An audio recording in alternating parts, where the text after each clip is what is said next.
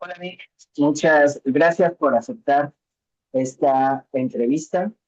He de decir que obviamente estoy comenzando estas entrevistas por mis amigos más cercanos y por supuesto que cuando pensé en hacer entrevistas a colegas psicólogos cercanos al análisis competencial, obviamente que de los primeros que pensé fue en ti, porque creo que las conversaciones sobre psicología más interesantes y más fructíferas que he tenido a lo largo de mi formación han sido contigo. Desde hace ya varios años que hemos sido amigos, creo que hemos tenido discusiones y pláticas muy interesantes y pues me gustaría que quedara un poco el vestigio o un ejemplo de esas conversaciones que hemos tenido a lo largo de nuestra historia en esta entrevista. Muchas gracias por aceptar la entrevista. Antonio, espero decir algo sensato y que quede plasmado, ¿no? Que sea agradable. Me consta que eres muy sensato. Pues siempre empiezo con la misma pregunta. Insisto, la primera parte lo que me interesa es que la gente te conozca, que conozca tu trayectoria, tu formación. Entonces, en esa línea, digo, ¿cómo es que llegas tú a la psicología? Híjole. Eh, de una manera accidentada, pues, como todos, me imagino, ¿no? No sé si alguien lo planea con tanta previsión, pero hay dos formas de ponerlo, una más formal y una menos, ¿no? La más formal siempre digo que siempre he tenido intereses en biología y en lógica y que en mi cabeza formalista de la preparatoria me imaginaba que la psicología iba a estudiar eso, ¿no? El cómo la estructura biológica lograba razonar y matematizar y hacer operaciones de tipo cognoscitivo, ¿no? Obviamente entré a la carrera y me llevó una desilusión enorme respecto de esa expectativa, hasta que lees a Piaget y por ahí hace algún match con eso, ¿no? Pero por el otro lado, de una manera menos formal, menos definida individualmente y menos definida por las disciplinas, en realidad fueron unos amigos. Tenía dos estimables amigos con los que platicábamos y bromeábamos mucho, pero que tenían una buena cualidad para un estudiante de preparatoria, que es que leían mucho, ¿no? La verdad es que leen mucho. Y en ese entonces se usaban mucho los textos de Rius, muy viejitos, muy para principiantes y Cuba para principiantes y todo ese parafernalia de libros de Rius. Y recuerdo que Roberto, uno de ellos, que si algún día me ve le mandaré saludos, como no, eh, le empezaron a llamar la atención esos libros, ¿no? Y cuando llegamos al área de psicología, como que él se empapó mucho de las lecturas de Freud de preparatoria, ¿no? No las formales, muy al estilo de Rius, ¿no? Como que, muy esquemáticas y muy bosquejadas. Y un día dijo, oigan, esto está padre, ¿no? Y nos puso a leer a Freud, me acuerdo. Yo no lo entendí, ¿no? Creo que sigo sin entender hasta la fecha, ¿no? Este, pero por lo menos hay más claridad sobre la producción del conocimiento que tenía el señor en su época, ¿no? De algo debe ser. Bueno. Entonces nos puso a leer esos textos y aunque no le entendíamos, como que había una especie de fascinación por precisamente entender cosas complejas, ¿no? Y entre las cosas complejas que había que entender era el psique, ¿no? Era lo psicológico. Entonces nos empezó a gustar echarle el ojo a esos textos. Teníamos un amigo que tenía pensamientos muy avanzados sociológicos y nos pasaba esos textitos de Marx, el Marx y Engels, el papel de la mano en la transformación del mono en el hombre, ¿no? También Freud por ahí en alguno de sus textos habla de cómo la vocalización y la oralidad transforman las relaciones. Cositas así leíamos y que se quedan como intuiciones tempranas, el- y nuevamente, por los accidentes, tengo un hermano menor al que aprecio mucho, pero con el que siempre he tenido una amplia rivalidad académica y de todo tipo. Y yo tenía claro que él quería la carrera de biología y yo no quería, como te dije, me interesaba biología, lógica y matemática, ¿no? Y dije, no, hombre, otra vez volver a competir con este canijo, no, no, voy a hacer otra cosa, ¿no? No quiero que alguien que me ha perseguido académicamente la secundaria, la preparatoria, me persigue ahora en la universidad, ¿no? Y entonces dije, no, no me voy a meter a biología porque él va a escoger biología. Y entonces, entre que estaba así como que me gustaban las matemáticas y la lógica y los sistemas formales de pensamiento, y entre que estaba este amigo que nos impulsaba las lecturas freudianas, eh, pues, sí, psicología es una opción, suena agradable, ¿no? Está entre lo biológico y lo lógico. Que ahora lo tengo más claro que está más entre lo biológico y lo social y que lo lógico es una formalización, pero en ese momento no lo pensaba así, ¿no? Como que hay un hueco extraño entre el acto de estar vivo y el acto de razonar sobre el mundo, y como que pensaba que ese hueco lo iba a llenar mi formación en psicología. Entonces, yo diría que ese es el modo en cómo entro, genuinamente ya era una, son pequeñas semillas, que va sembrando la educación y que las amistades cultivan y accidentes del tipo de razonamiento que tienes en la prepa, ¿no? Y pues te van guiando. Algo que te tengo que decir es que de las materias que más aprecié en la prepa fue ecología, y recuerdo mucho que nos enseñaron cómo el crecimiento bacteriano se explicaba con una función exponencial. Esa demostración matemática de esa maestra me marcó porque dije, wow, los procesos vivos son matematizables, ¿no? Y entonces esa idea me va a perseguir durante toda la universidad porque si hay algo que me caracteriza es que tengo mucha intolerancia ante lo ilógico, y me gusta más expresar mis ideas de la manera más formal posible, ¿no? Claro, claro que ahora lo veo no como una necesidad, creo que epistémicamente he desarrollado más mi pensamiento y creo que la necesidad de formalizar todo es innecesaria, pero hay áreas que vale la pena hacerlo. Entonces, yo creo que esa es la manera en cómo fui entrando. Hay mucho pensamiento formal, hay algunas intuiciones disciplinares tempranas, y, y la amistad, sin duda, ¿no? Yo creo que la amistad es definitoria en cualquier proceso. Yo creo que no se hacen aislados ni se crean intereses en tu casa, se crea con tus amigos y platicando y bromeando sobre cosas. Como nosotros, pues, ¿no? Sí, sí, sí. Así. ¿Y cómo es que llegas al conductismo? Disculpa, Isaac Macho. Este, en primero de la universidad, te voy a dar una anécdota muy graciosa. Recuerdo mucho que siempre me han gustado otra vez las ciencias biológicas, y recuerdo que vi mis materias con anticipación y tenía una que se llamaba Psicología Experimental Laboratorio.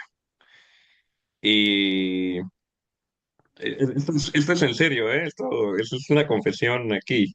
Eh, Dije, si es un laboratorio, tengo que llevar bata. Y me llevé una bata en mi mochila el primer día al Psicología Experimental Laboratorio, ¿no? Y y nadie llevaba bata, obviamente, ¿no? Me anticipé a pensar cómo iba a ser la carrera. Y desafortunadamente me llevé una decepción porque lo que vas viendo es que no hay una articulación de pensamiento científico en la enseñanza de la psicología. Lo contrario, la psicología, por mucho que digan que son muchas teorías, en realidad yo no diría que son muchas teorías, sino que diría que son multiplicidad de niveles del discurso social. Son diferentes niveles de discurso social, y algunos de esos discursos son protocientíficos, ni siquiera diría que científicos.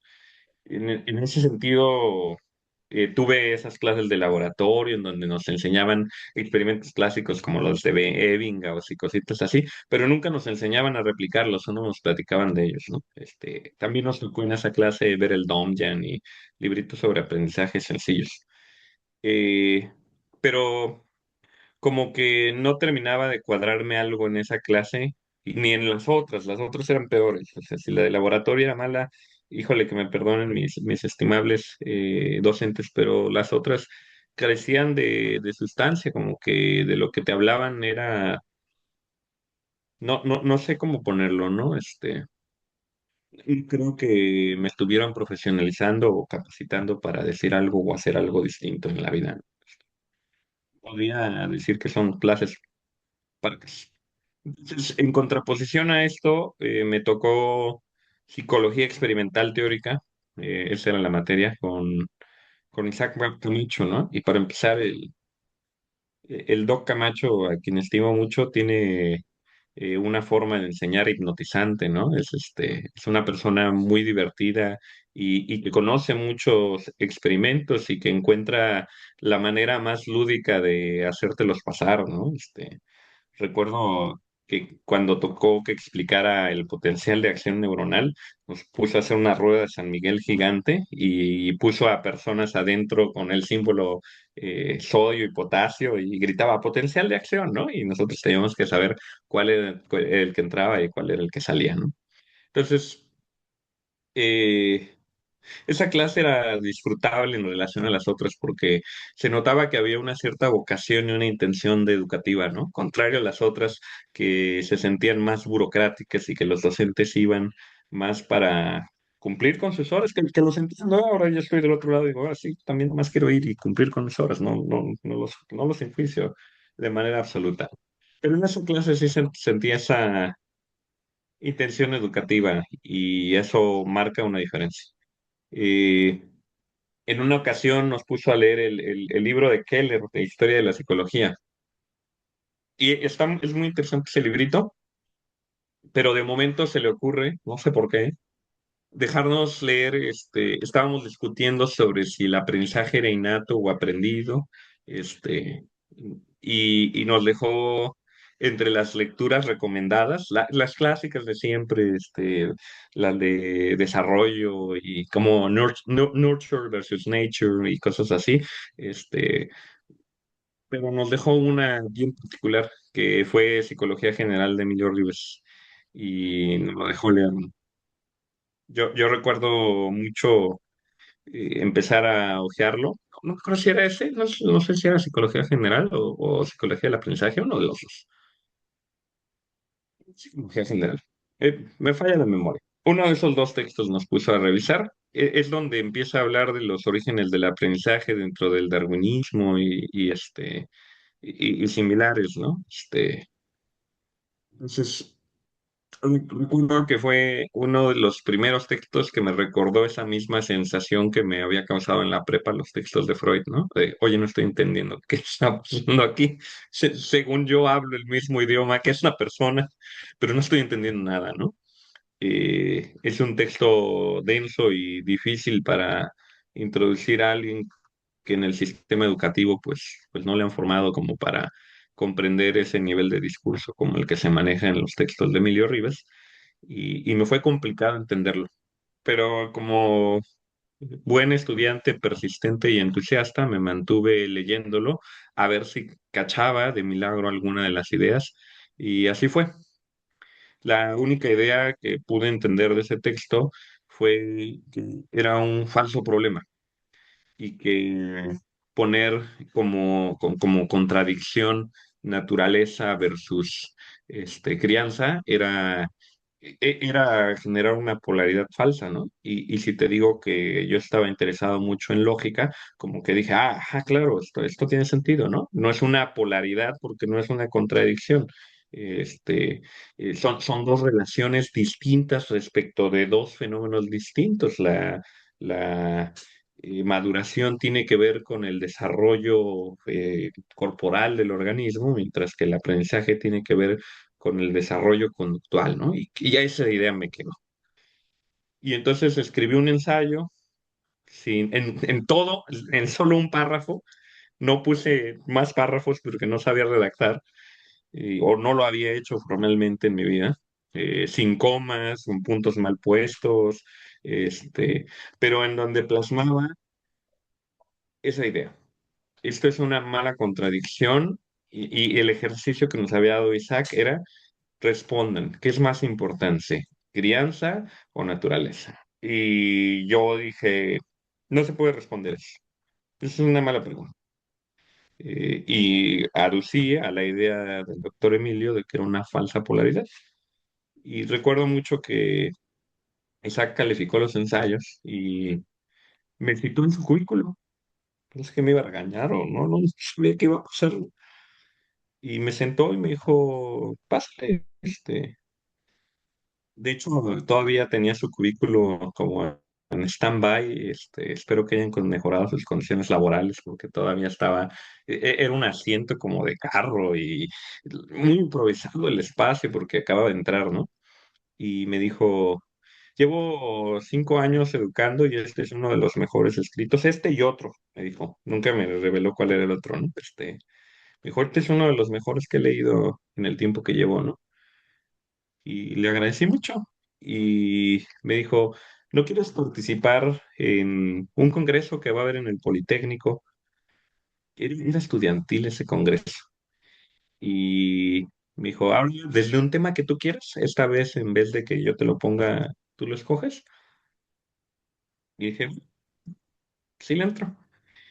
Y presenté en ese evento un trabajito que, si no mal me acuerdo, se llama Problemas definicionales del lenguaje. Y eso es, ahora que lo pienso, híjole, qué soberbio y qué poco acotado lo puse, ¿no? Hacer eso es un ejercicio que me superaba y yo creo que me supero hoy día por mucho, ¿no? Pero la ¿En intención era, ujú, qué semestre estabas? estaba en segundo, en Que segundo. a ver, aprovecho para hacer un Ujú, pequeño ujú, paréntesis. ujú. Sí, sí, sí. Que, a ver, por lo que cuentas, eres, yo diría, y te lo digo como alumno y como profesor, yo creo que es un caso atípico en el sentido de, a ver, yo diría que, se lo decía Winter, que el gran porcentaje de los que entramos a estudiar psicología lo hacemos por razones raras y sin tener idea de lo que es realmente la psicología, pero uno, con tu anécdota de la nota, o sea, tú llegas con una idea de que la psicología de alguna manera tenía que ser científica.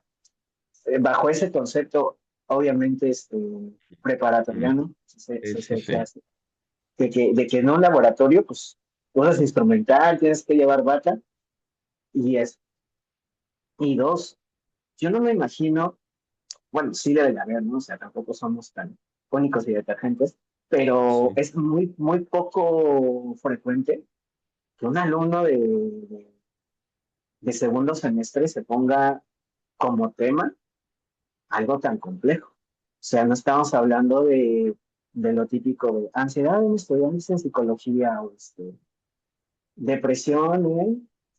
Que yo creo que igual el gran porcentaje de los temas que desarrollan los alumnos, que no es culpa de los alumnos, de ninguna Sí, manera es sí, sí. culpa de los alumnos, Ujú. pero, o sea, sí tenías un tipo de pensamiento o de aproximación a la psicología distinto al resto.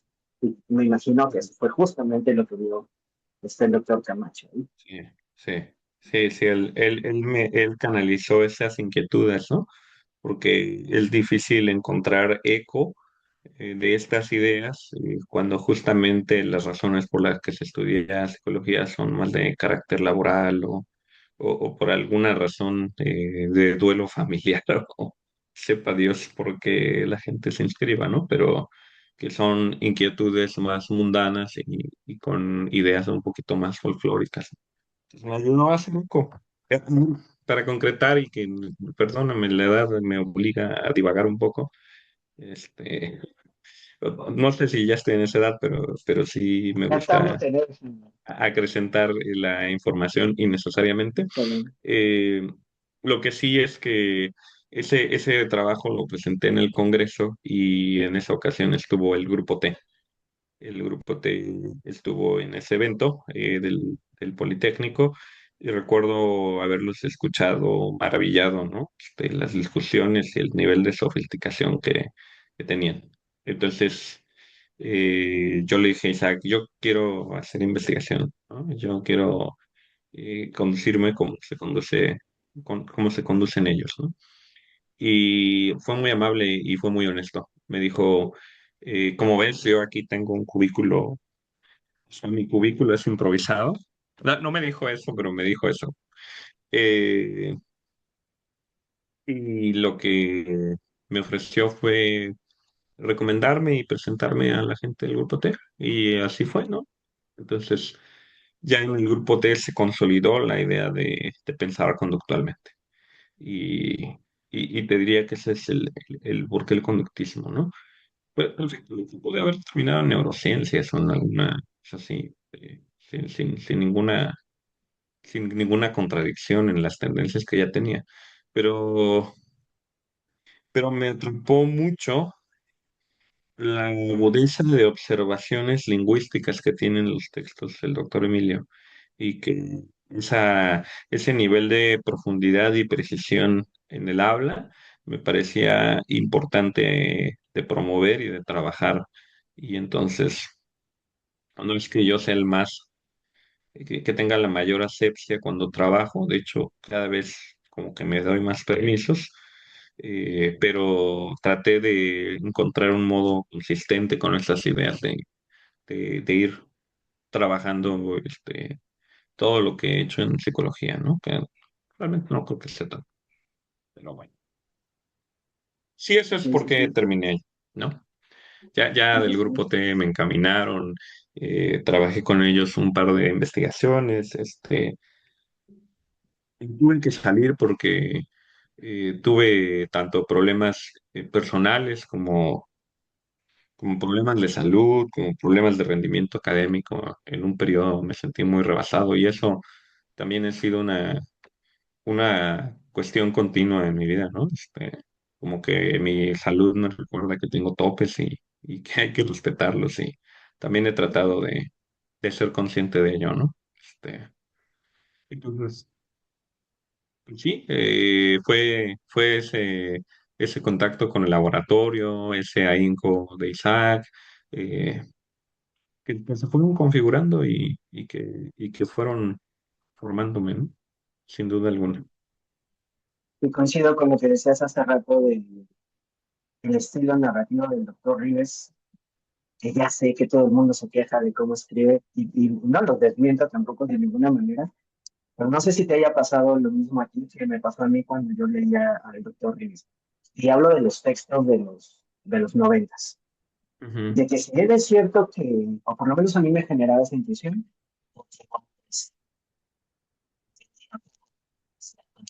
Me hice escuchar un poquito, como que te escucho lejos, perdóname. ¿me escuchas lejos? Ahí está.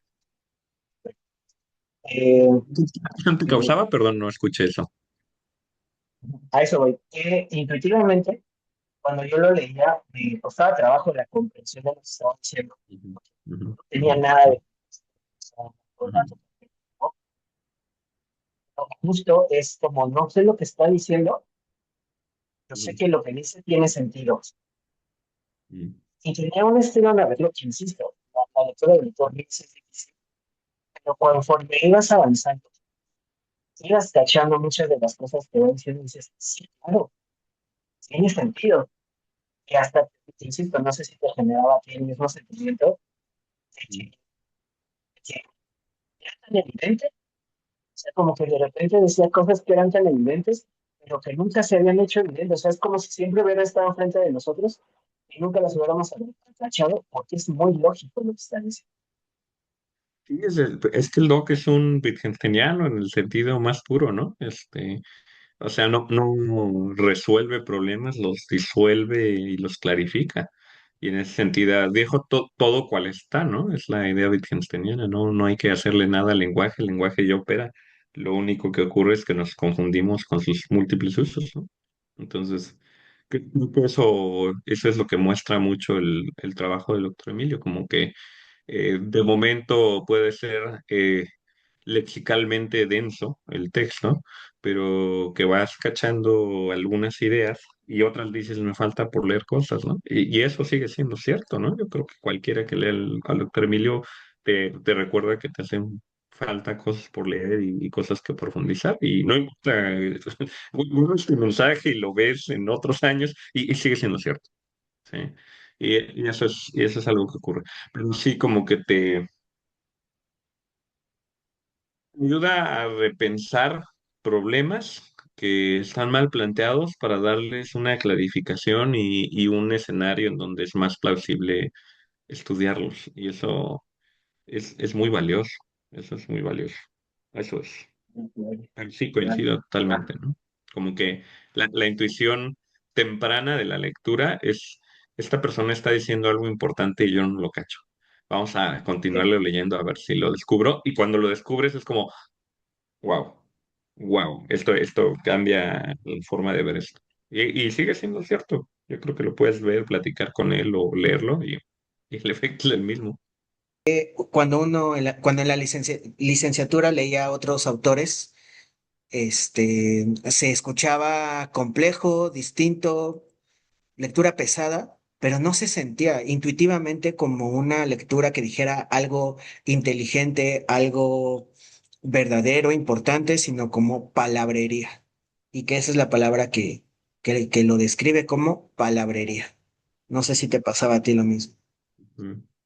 Sí, me cuesta un poco. Otra vez tiene que ver con mi sesgo, por lo menos inicial, a los sistemas formales.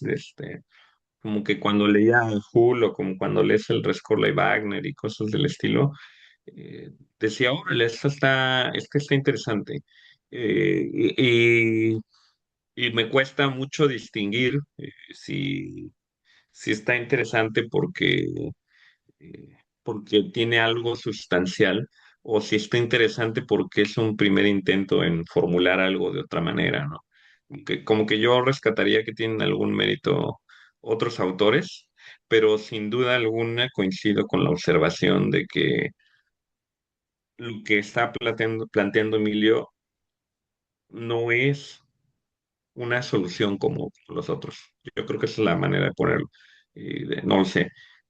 Silvestre Rascón y Wagner están tratando de responder por qué ocurren ciertos procesos durante el condicionamiento clásico, como el ensombrecimiento y todos esos. Cuando lees al doctor Emilio, como que hasta te pregunta, ¿no? ¿Por qué le llamamos ensombrecimiento a esto? Y entonces te hace reflexionar sobre el concepto de ensombrecer o si realmente está ocurriendo un ensombrecimiento o cuál es una mejor manera de verlo. Y eso pasa con cualquier texto que le hace el doctor Emilio, que te cuestiona el que se han seleccionado cierto tipo de categorías y cierto tipo de problemas, incluso porque tiene esas capacidades, te muestra el nivel ¿cómo decirlo? De consistencia histórica que ha tenido un problema y que solo se han cambiado los términos, ¿no? Entonces, como que te muestra, mira, en realidad este no es un problema, en realidad este es este problema que llevamos arrastrando no sé cuántos siglos, pero que ha terminado terminológicamente en estos términos, pero que históricamente es este mismo problema, ¿no? Y te das cuenta que son problemas que tenían Santo Tomás sobre el alma o qué sé yo, ¿no? Y ahí te das cuenta, híjole, pues no hemos avanzado nada y me estoy haciendo preguntas experimentales como las que Santo Tomás se habría hecho sobre la metafísica del alma y a la realidad, ¿no? Entonces, yo creo que, yo creo que el doctor Emilio ayuda a esclarecer esos entuertos y a recordarte que si déjame ponerlo así, la diferencia es que los demás textos lo que hacen es reproducir una institución del conocimiento que se acepta críticamente.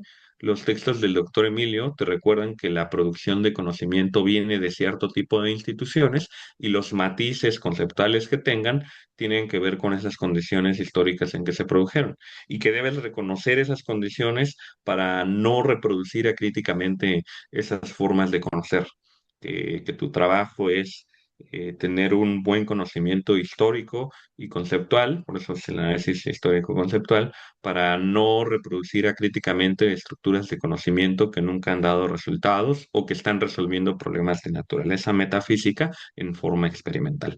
Y eso es lo que siempre veo en los textos del doctor Emilio, por lo menos en esos que dices, ¿no? De los 90, que ahí se molesta en recordarte la conexión entre inteligencia y darwinismo, o la conexión entre... Y te revela que detrás hay suposiciones que no quieres aceptar, ¿no?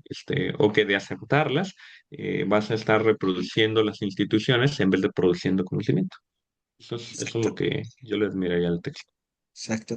Y en esa línea, Vic, te decía incluso al inicio de la entrevista que de las discusiones y de las conversaciones más interesantes y más fructíferas que he tenido han sido contigo. Y creo que eso tiene que ver con que, y te lo decía también hace rato, que eres de las personas que más apasionado por la lectura es. O sea, he conocido gente que le gusta la lectura, pero sí he conocido a una persona que, el día que inventen el poder leer sin distraerte físicamente de ello, creo que no te despegarías de los libros, amigo. Es un torre de Y, marfil, ¿no? un poco, un poco. Y lo planteo porque justamente la vez pasada hablaba con Winter sobre nuestra generación, etcétera.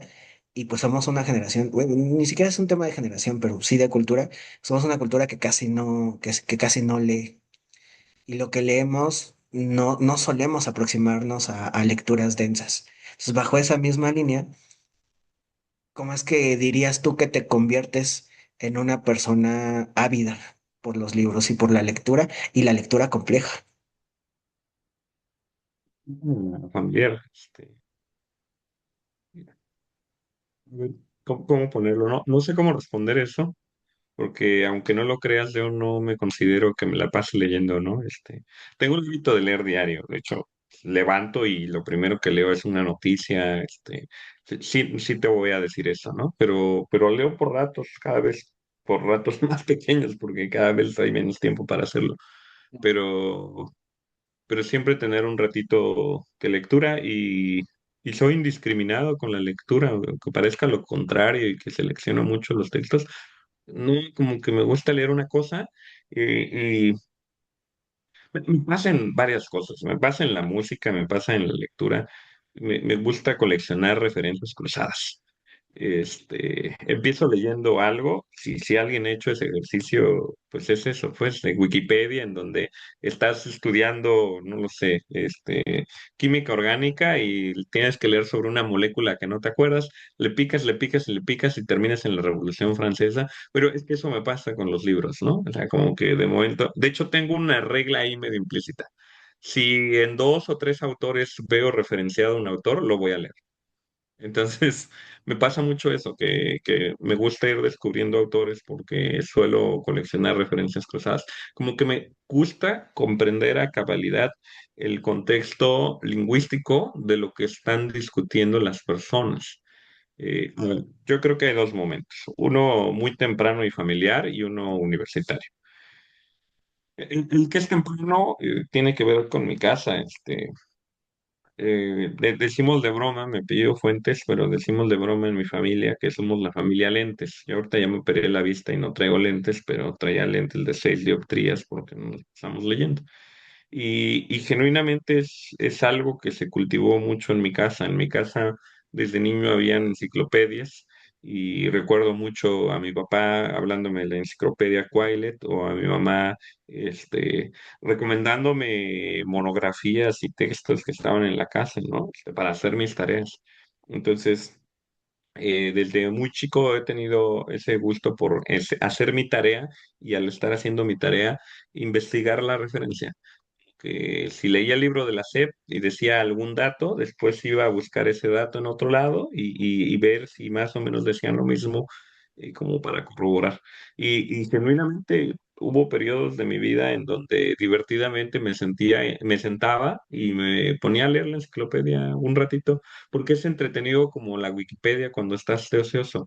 Este, de momento aprendes palabras nuevas, descubres que hay animales que no te imaginabas y es muy divertido porque simplemente en una letra te puedes atorar horas leyendo la enciclopedia. Entonces, en mi casa habían muchas enciclopedias y siempre se nos arengaba a revisarlas, ¿no? Yo tuve álgebra con el Baldor y también con la enciclopedia Quaile. La Quaile la recomiendo mucho, es una excelente enciclopedia. Em, y eso pasaba allí con las tareas. Mi hermana, cuando pasó a la adolescencia, empezó a leer mucho porque se metió mucho en este movimiento gótico y la fregada. Y empezó a leer mucho textos de Lovecraft y empezó a leer al Marqués de Sade muy temprano y empezó este, a leer a Emily Bronte y a gente así desde muy chamaca ella. Entonces, como que a veces habían libros ahí tirados en el cuarto de mi hermana y iba de chismoso a curiosearlos y te encontrabas ese tipo de textos, pues, ¿no? Mi primo también nos recomendó cuando éramos muy chamacos, Las ratas en las paredes de Lovecraft, me acuerdo. Y me acuerdo haberlo leído y como que no lo caché, solo sabía que era algo de miedo, pero no entendía como qué implicaba, ¿no? Ya lo leí más adulto después. Entonces, ese es un primer momento muy temprano, llevo muchos años con los hábitos de leer y con los hábitos de buscar información muy tempranos. Y el segundo momento, no tengo duda, y pensar cunianamente en realidad, no lo tengo tan claro. No sé si lo que dice Kuhn sobre las revoluciones científicas se ocurre en todas las ciencias. Me queda claro que ocurrió en la física y un poco en la química, como lo describen sus textos. Pero fíjate que cuando leía a Tomás Kuhn, porque era algo que se discutía mucho entonces en los paradigmas científicos y estaba como en boga el término paradigma y así. Me gusta encontrar las ideas tangenciales, no las ideas centrales. Las ideas centrales sí, claro, que habla de cómo hay una no, más bien una sustitución de paradigmas y que el avance es la transición entre paradigmas y no el mantenimiento entre uno de ellos, ¿no? Esa es la idea central del texto. Pero hay una idea que viene en sus prólogos de esos textos, en uno de los tantos prólogos, en donde me gusta mucho esta idea de Kuhn. Dice que trates a todos los autores en su contexto y trates de comprender las condiciones en las que produjo este tipo de discurso. Dice que lo dice con otras palabras, pero dice eso. Eh, y entonces esa idea la tengo muy grabada. Tengo una regla que no la cumplo de manera estricta, pero que me sirve, y es que en especial con textos del doctor Emilio, mi regla es primero lee lo que leyó, primero lee las referencias y luego regresa al texto y a ver si sacas las mismas o diferentes conclusiones. Y yo creo que siempre que lees así al doctor Emilio, al revés, profundizas en lo que leíste y los vuelves a leer. Entonces, esta idea de Kuhn me gusta mucho y me gusta con independencia de si tengo afinidad o no con lo que dice un autor, tratar de comprender el contexto discursivo en el que está. Y eso me obliga a leer quién es el interlocutor, me obliga a leer qué se decía en la época al respecto del problema y me obliga a leer cuáles fueron los efectos históricos de la aparición de ese texto en los contemporáneos y en el círculo académico. Entonces, yo te diría que soy chismoso, ¿no? Me gusta enterarme de todo el chisme y no solo del texto.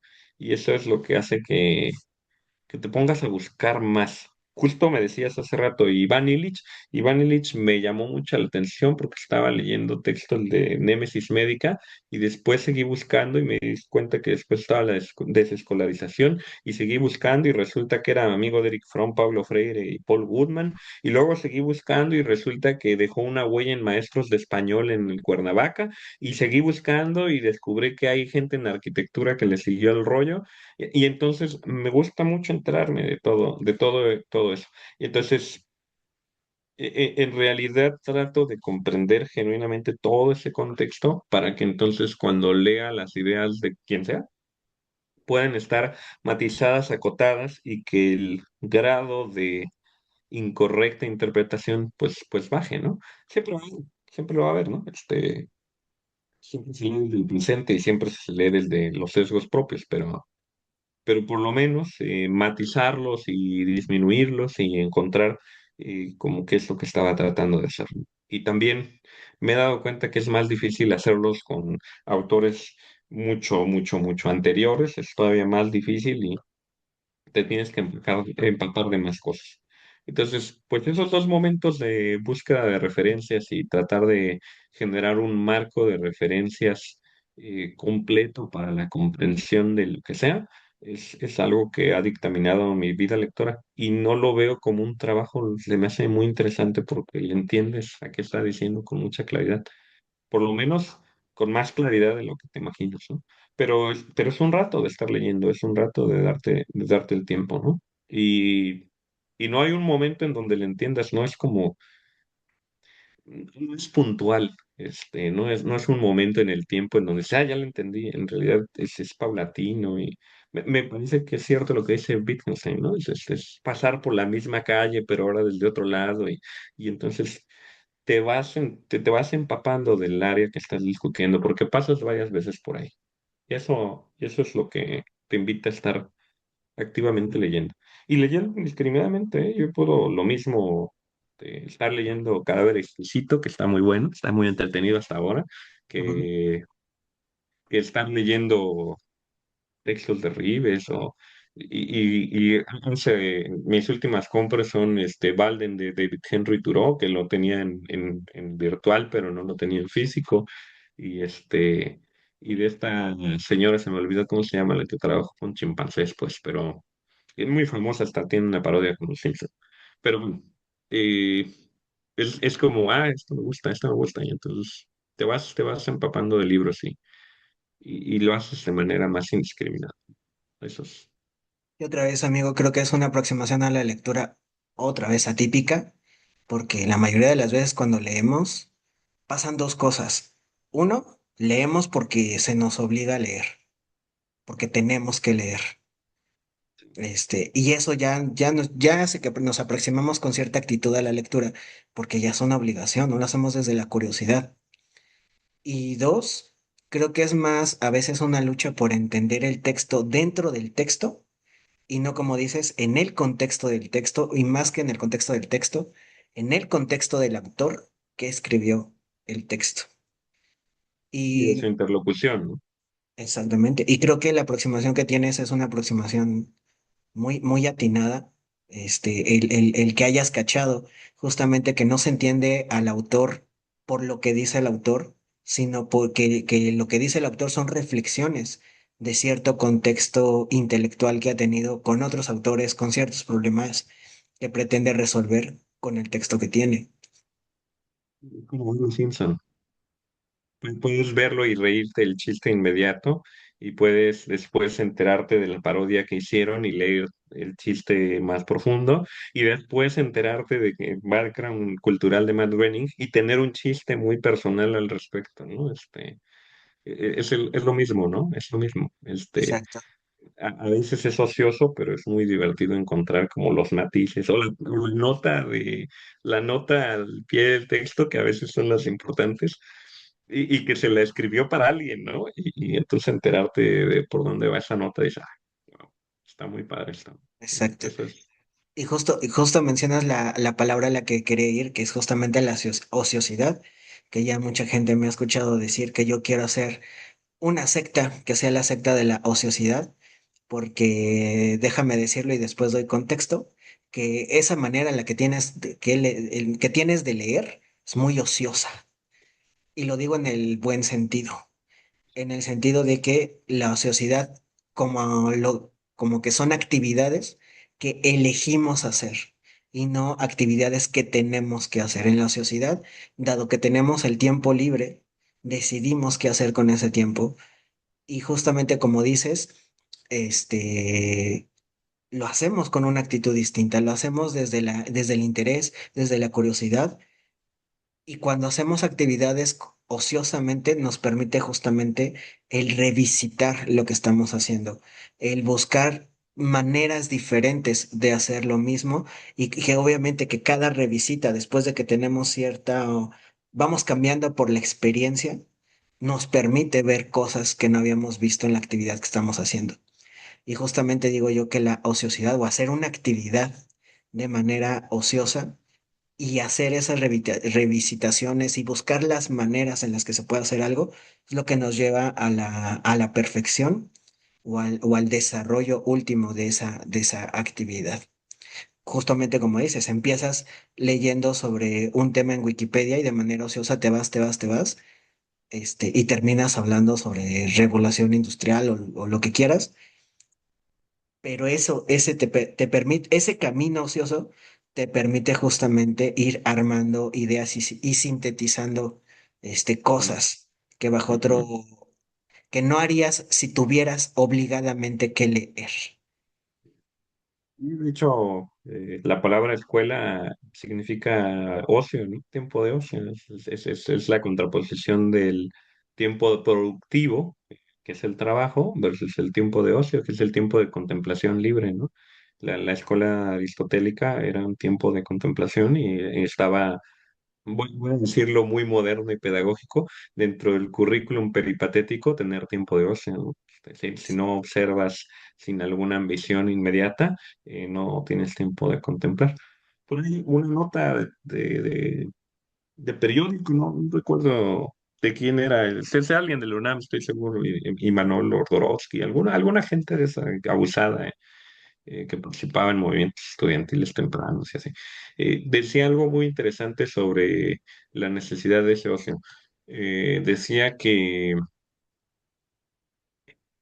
la universidad no puede estar produciendo todo el tiempo conocimientos que tengan aplicaciones inmediatas, no que no sean valiosos, se vale producirlos y tiene sentido porque no debe haber desarraigo de la universidad con la realidad, pero que no todo el conocimiento que produzca la universidad debe responder a necesidades inmediatas, porque de hecho los temas sociales importantes son necesidades que se resuelven de manera inmediata. Problemas económicos, problemas de la salud, problemas de lo que tú quieras, son cosas que de manera inmediata no se van a resolver, pero que se necesitan resolver a largo plazo y que justamente tener la posibilidad de investigarlos sin tener que responder a una emergencia inmediata es lo que va a permitir solucionarlos. En cambio, si solo lo respondemos de manera inmediata, pues entonces lo único que vamos a hacer es reproducir los sistemas de salud y económicos que ya están. Entonces, que invitaba a todas las universidades a producir conocimiento que tenga sus efectos sobre un mediano plazo, ¿no? Y a no hacer solo investigaciones productivistas, que no tiene nada de malo, está bien y se necesitan, pero que no todas pueden ser de esa naturaleza y es esa división del trabajo productivo y el trabajo ocioso, ¿no? Que el ocio no es falta de trabajo, sino es una forma especial de trabajar, si lo quieres ver así, ¿no? Es una forma no productiva en ese sentido. Entonces, Exacto. a lo mejor no es trabajo, pero lo que quiero es remarcar esa diferencia entre participar de un sistema productivo y participar de un sistema ocioso sin ninguna consecuencia inmediata. Entonces, esa es la intención un poquito que deberíamos de tener con las universidades. Ambos tipos de conocimiento deben formularse. Cosas que resuelvan necesidades inmediatas, sin duda. No, no tengo ni la menor duda al revés, ¿no? Caemos en la torre de marfil, en el aislamiento académico, si no resolvemos problemas que estén concretados en la realidad. Pero por el otro lado, sabemos que esas soluciones que son inmediatas no van a resolver los grandes problemas a largo plazo y que se necesita la institución de la universidad precisamente para producir ese conocimiento que no resuelve cosas inmediatas del todo, ¿no? tenemos otras instituciones para ir paliando y resolviendo otras cosas. El área de investigación de la universidad necesita problemas ociosos, pero significativos. ¿Sí? No porque sean ociosos debe ser la contemplación de la inmortalidad del congrejo, ¿no? Sino los problemas sociales que aquejan a nuestra temporalidad y quizá en ese sentido universalista y humanista a toda la humanidad. Que hay esta otra, ¿no? El ser contemplativo te permite la aproximación a las cosas, pero el contemplar es tener contacto directo, es poder observar. Y eso creo que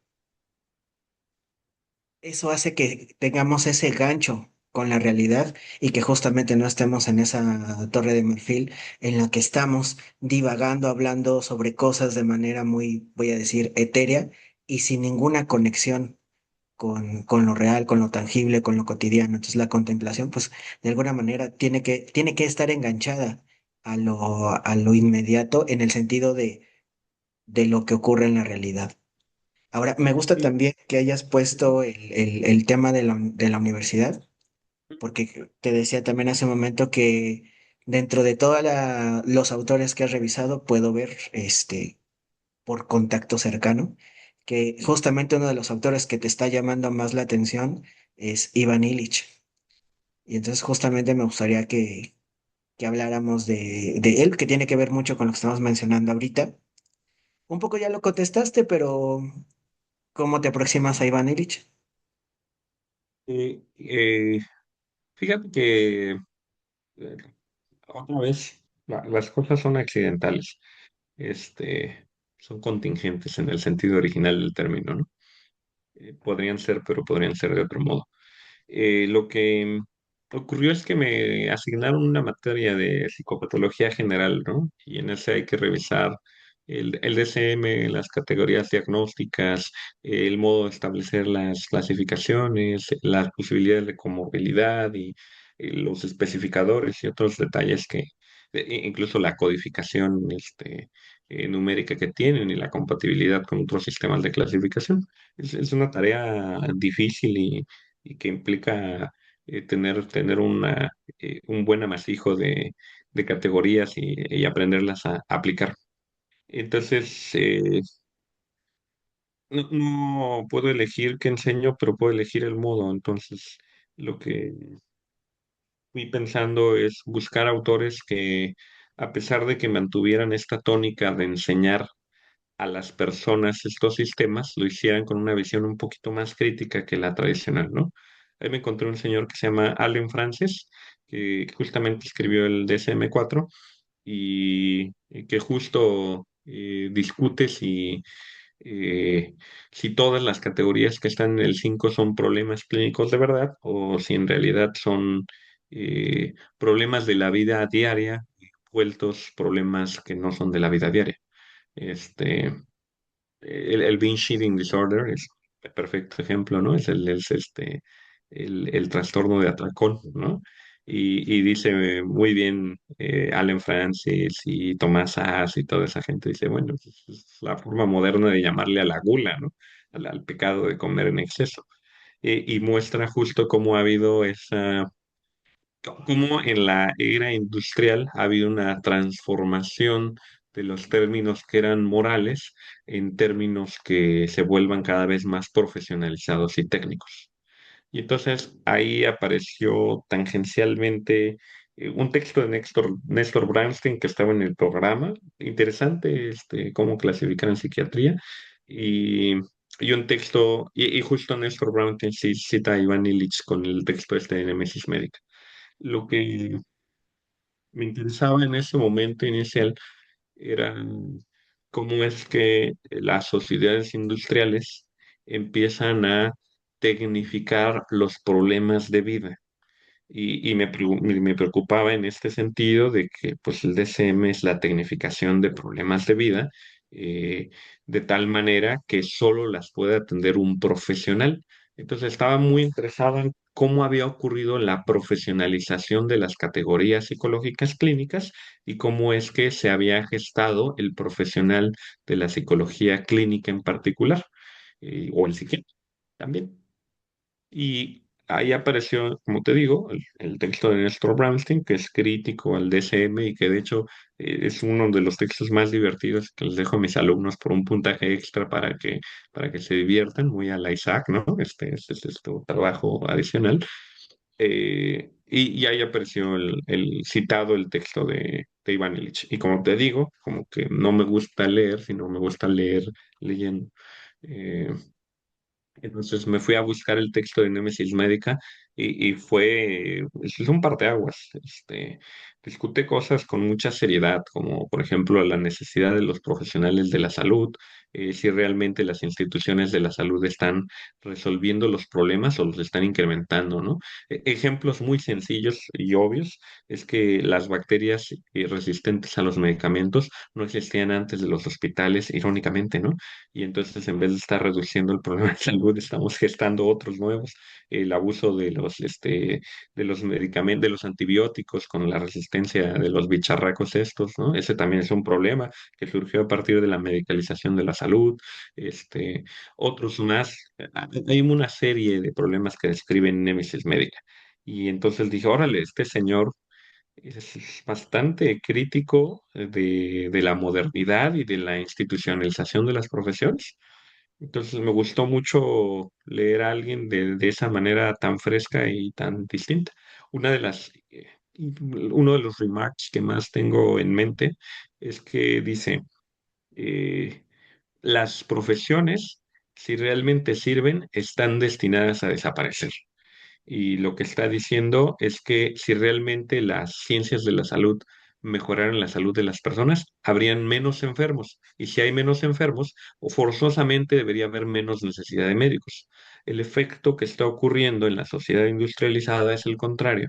Cada vez necesitamos más profesionistas para tratar el mismo problema que los chamanes ya trataban hace millones de años. Y no digamos que regresemos a la chamanería, pero sí que está tratando de, bueno, millones de años, exagero, pues, pero lo que quiero decir es que no está resolviendo el problema, al revés, cada vez nos hace más dependientes de los profesionales.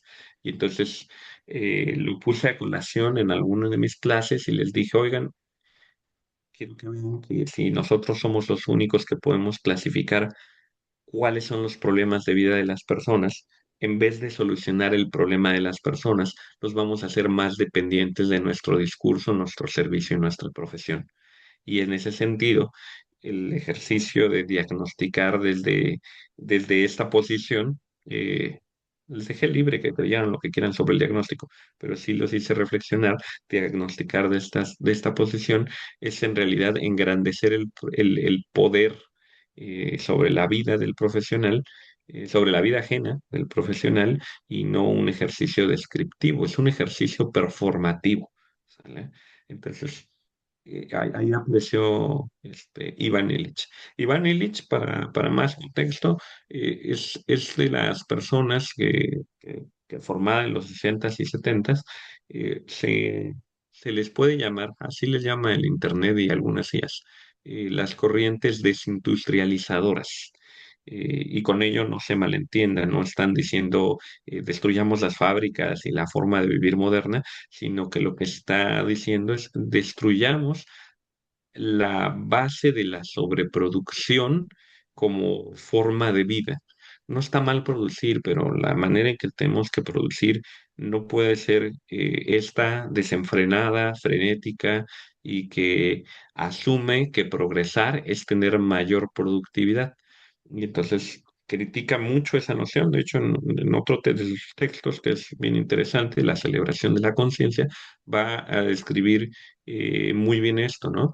Dice, el mito de la modernidad es que el progreso es equiparable a la siempre creciente producción. Y entonces, si estamos produciendo más, significa que hemos progresado. Bueno, pues esto es lo que va a cuestionar Iván Illich. Nos va a mostrar que en realidad hemos producido más del sistema de salud, pero eso no significa que hayamos progresado en la salud. Hemos producido más profesionistas en esta área y no significa que hayamos progresado en resolver este problema social. Y después, si lees más textos como el de la desescolarización, te va a decir que lo mismo es cierto para las escuelas, que hemos equiparado el desarrollo de escuelas y el incremento en la producción de espacios escolares con mayor educación. Y que eso es un mito. Que tengamos más espacios dedicados a eso no significa que estemos mejorando las condiciones de educación de las personas. Al revés. Lo que nos muestra es que esto es una usurpación de las funciones sociales que tenemos las personas en las instituciones de convivencia naturales y que las usurpa el Estado para ser el único proveedor de esos servicios. Antes de la escuela, todas las personas nos podemos educar entre nosotros y podemos compartir el conocimiento entre todos. Una vez que la escuela define qué conocimiento es el valioso y cuál es y en qué espacio se puede dar, pues entonces restringes el tipo de conocimientos que se pueden producir, el tipo de agentes que pueden ser agentes que dan ese conocimiento y la validez social de ese conocimiento, porque la validez ahora está definido otra vez por un criterio progresista en ese sentido productivo, por la cantidad de títulos que tengas. Entonces, Iván Illich es crítico de esto, ¿no? Es lo que dice es lo contrario tenemos que hacer.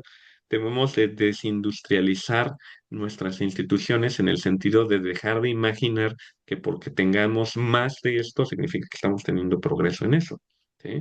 Y lo que propone alternativamente se le llaman eh, instituciones convivenciales, ese es el término que utiliza, que no se refiere a otra cosa más que lo que Emilio Ribes va a hablar como desprofesionalización, a horizontalizar y además permitir la expansión libre del conocimiento, no velado por la validez que pueda ofrecerle una institución o por la figura de alguna autoridad, sino que por lo contrario, ¿no? Que todos podamos aprender. De hecho, lo que proponía, y eso era el CIDOC, el centro este de documentación que tenían en Cuernavaca, era un lugar en donde había una biblioteca muy grandota y me imagino que era esto, no sé qué era en concreto, pero me imagino que era un tarjetero de comillas profesionistas. Y en realidad no eran profesionistas, sino eran personas que tenían dominio sobre algún tipo de conocimiento, dejabas tus datos y entonces tú podías recurrir a quien quisieras voluntariamente.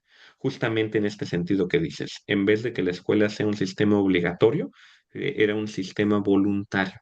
¿Sí? Entonces ibas, veías qué profesionistas sabían y qué cosas estaban, y entonces le marcabas o hacías una forma de contacto y muy al estilo gremial te acercabas y trabajabas un rato con ellos hasta aprender lo que querías aprender. Y no había necesidad de que el Estado legitimara ese conocimiento, ¿no? Es la propia comunidad que está haciendo la práctica la que va a legitimar tu capacidad de poder definir si sabes o no. Y tampoco había un problema de calificaciones o de evaluación, que ahora tenemos eso, ¿no? ¿Cómo vamos a evaluar a la masa de personas infinitas que tenemos? Y se ha vuelto un problema técnico de medición psicológica, ¿no? Y el Ceneval y instituciones así. Cuando en realidad, pues si toda la comunidad que produce y practica ese conocimiento puede y está capacitada, de hecho es la que está más capacitada para definir si estás haciendo algo apropiadamente o no lo estás haciendo, ¿no? Y le relegaba un papel secundario al Estado, fíjate. Proponía también que hubiera un sistema económico de fichas. No es un antiestatista del todo, ¿eh? No lo malinterpreten. Sí era radical en muchas de sus opiniones, pero decía, bueno, está bien que copte el dinero, el Estado, pero que entregue vouchers a las personas y esos vouchercitos, unos ticketcitos, tú se los puedas entregar, que te dé 10 vouchers al mes. Y entonces tú vas a 10 clases libres de lo que se te pegue la regalada gana para aprender y que pues te capacites en ayudar a las personas que están en la comunidad con los problemas que ahí mismo tienen, ¿no? Pues, la música era que el conocimiento y la educación se volvieran un acto colectivo, continuo, y que además no estuviera certificado por el Estado, sino por los mismos productores del conocimiento. Esas ideas me parecen profundamente valiosas y creo que en ese sentido el señor fundó una de las cosas más interesantes. Por ahí lo que leí del centro, llegaron gente tan abusada como Eric Fromm a su centro. Llegó Paul Goodman, el que después se juntó con Fritz Perls y empezaron la terapia Gestalt. También llegaron algunos anarquistas estadounidenses, porque es un mito de que todo el pensamiento estadounidense sea capitalista, ¿eh? De hecho, llega Paul Max y lee esa banda y hay un montón de anarquistas ahí, ¿no? David Henry Thoreau, gente así, pues, este, creo que llegó Paulo Freire a su centro para ver cómo funcionaba y cosas así. Entonces, demuestra que cuando existen instituciones convivenciales, la asociación entre individuos es voluntaria, libre, no coerciva y validada por la propia comunidad. Y eso Ahí- me parece profundamente valioso. y creo que hay tres cosas que quisiera recuperar de lo que dices. Y es que, a ver, no quiero radicalizarlo, pero yo creo que sí hace la señalización, como dices, tal vez no en contra del Estado, pero sí en contra de las instituciones, pero instituciones en un sentido burocrático. Porque justamente Iniciales, ¿no? Ujú. ujú, Accesorias y anquilosadas, ¿no? exacto. Y si te estoy siguiendo bien. El tema es que, a ver, las instituciones surgen para tratar de resolver o gestionar algún tipo de problemática, pero paradójicamente, no solo no lo resuelven, sino que lo hacen más complicado, y Despojan al del hacerlo más acceso a las complicado, personas. generas nuevas problemáticas. Y es que ni siquiera están resolviendo el problema. Nunca me ha gustado la expresión de la raíz del problema, pero en efecto, o sea, en el sentido de la salud, en Ujú. efecto, hay más profesionales de la salud, hay más medicamentos, hay más aparatología, más tecnología, Más salud. pero no más salud. Y no hay más salud porque el problema no es la curación. El problema son otra vez las dinámicas sociales, que nos enferman y nos enferman médicamente. Como por ejemplo el jornadas que nos mantienen, a ver, para estar saludables necesitamos alimentarnos adecuadamente, y lo digo así ahorita de que ningún nutriólogo se exalte, pero lo digo de manera muy laxa: alimentarnos adecuadamente, dormir lo suficiente, beber suficiente agua, y no estar estresados y hacer actividad física. Mientras hagamos eso, mira, como los abuelitos de antes que vivían, y que llegaban a los 85 y fuertes. Yo tengo ahorita, 38 años y ya me duele todo, ya nos duele todo, amigo. Ujú. Pero es eso. El tema no es que necesitemos más medicinas, el tema es que necesitamos estilos de vida que nos permitan dormir bien, alimentarnos bien, beber agua, hacer actividad física y no estar todo el día estresados. Y lo paradójico es que estamos así por instituciones que nos ponen así. Y en la educación ocurre lo mismo. Presuntamente la educación lo que debería de hacer es, uno, organizar al ciudadano y hacerlo eso, ciudadano, civilizado, y permitirle el acceso al conocimiento. Y lo que hace es todo lo contrario. Por eso todos los niños odian ir a la escuela, por eso todo el mundo odia leer y por eso a todo el mundo le cuesta trabajo pensar. Porque No, si algo, y lo decía pero Illich, sí te entiendo la idea. si algo dice Illich es que las escuelas lo que hacen es, al contrario, suprimirnos Ujú. la capacidad de pensar. Entonces, y genera el problema, ¿no? Del rendimiento académico, como basado de manera burocrática, de que no es que la gente no sepa, sino que burocráticamente no está alcanzando la calificación que se estableció como aprobatoria o necesaria. Como sabemos, eso es por lo importante, ¿no? Y no el aprendizaje y la relación sustancial con las personas y la práctica de aprender, ¿no? Eso es lo importante. Entonces, Exacto. sí, sí, de hecho, se eliminaría el problema de la medición del aprendizaje que tanto encamina a muchos psicólogos, ¿no? Las personas que más pueden medir un aprendizaje son las personas que ya participan de la práctica. Oye, ya puedes actuar como nosotros, pues aprobado, y no puedes, pues quédate otro curso, otro rato y ten mayor asesoría de nosotros. Y es así de sencillo, ¿no? Es una institución convivencial. Entonces, sí, fíjate, al respecto de la salud, también Illich menciona como cómo justo estos cambios institucionales y que son invisibles, para la gente son invisibles, ¿no? Porque no los discutimos, parece como sentido común, pero no están discutidos. Están velados por el término sentido común. Pero en realidad son prácticas que legitimamos y aceptamos e incorporamos culturalmente. Ejemplo, dice mucho que con la industrialización el ritmo de vida se acelera y al acelerarse el ritmo de vida, pues claro que tiene efectos cardíacos y tiene efectos sobre otro tipo de sistemas de reacción biológicos, pero no solo eso, dice también los accidentes de tráfico han aumentado porque precisamente llevas más prisa y entonces los daños en la cabeza y todas esas cosas que llegan a los hospitales, pues tienen que ver con que la gente tiene que llegar en chinga a sus trabajos y a su vida y hacer sus cosas, ¿no?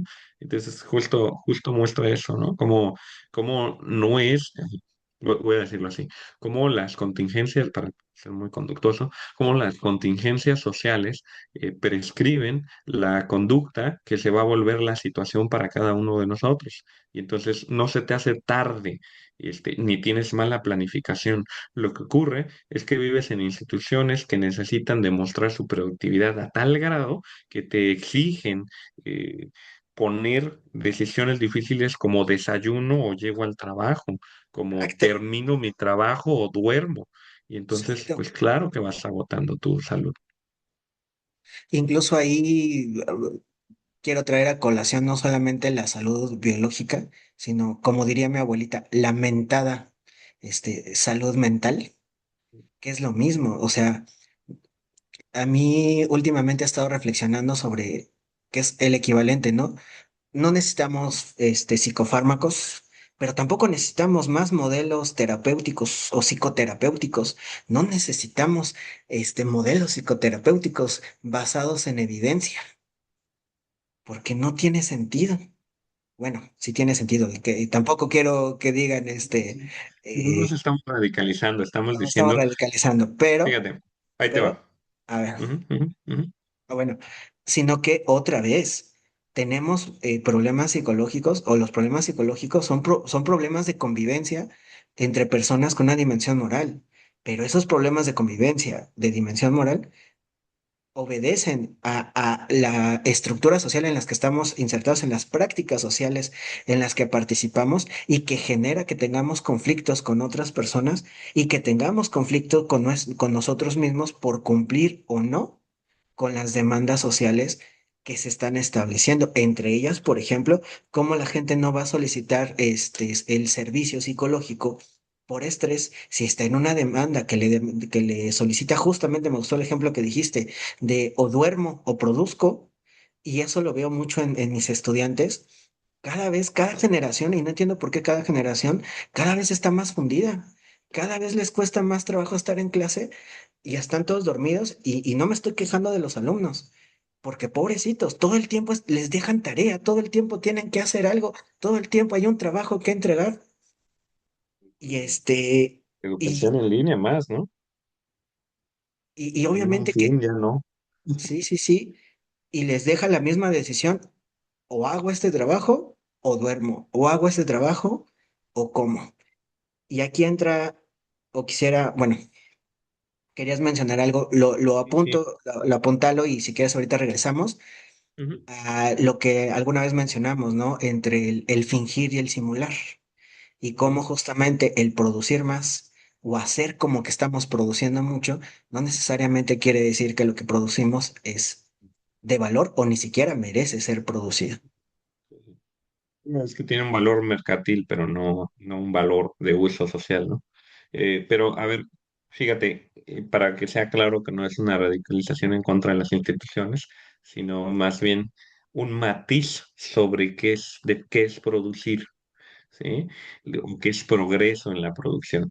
Contra lo que se pone Illich no es contra el progreso ni en las instituciones de salud, ni en las instituciones productivas del trabajo, ni ninguna de esas, sino asumir que progreso es sobreproducción en detrimento, y ojo, esa es la clave, en detrimento de la calidad de vida de las personas para las que se hacen esos productos.